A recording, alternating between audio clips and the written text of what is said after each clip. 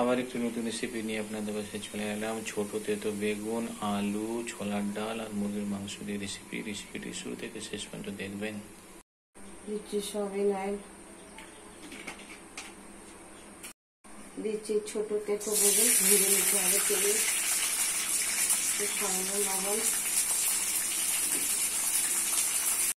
ছোট তেতো বেগুন ভাজা হয়ে গেছে,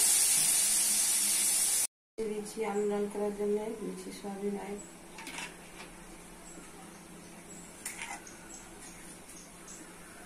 দিচ্ছি আলু,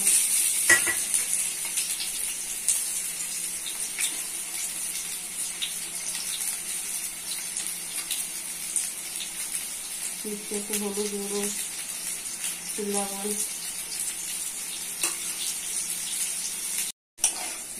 আলু লাল হয়ে গেছে, তুলে দিচ্ছি। গরম হয়ে গেছে, দিচ্ছি পেঁয়াজ কুচি, লাল হয়ে গেছে, দিচ্ছি আদা রসুন বাটা।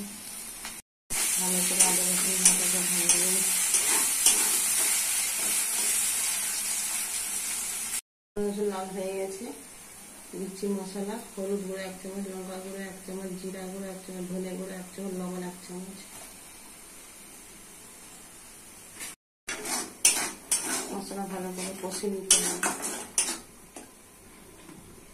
মশলা কষা হয়ে গেছে, দিচ্ছি মুরগির মাংস। মশলাটা ভালো করে কষে কষে রান্না করে নিতে হবে। মাংস কষা হয়ে গেছে, দিচ্ছি ভেজে রাখা আলু। আলু দিয়ে মাংস দিয়ে ভালো করে কষে নিতে হবে।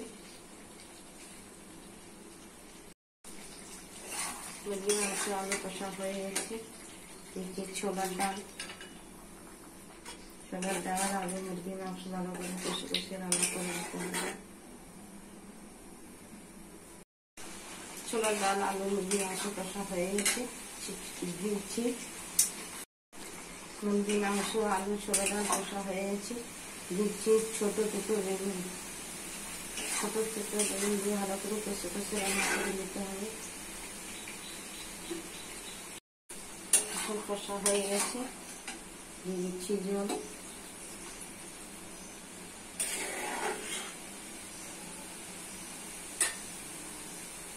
দিচ্ছি গরম মশলা। হয়ে গেলে নাম করে দেবো।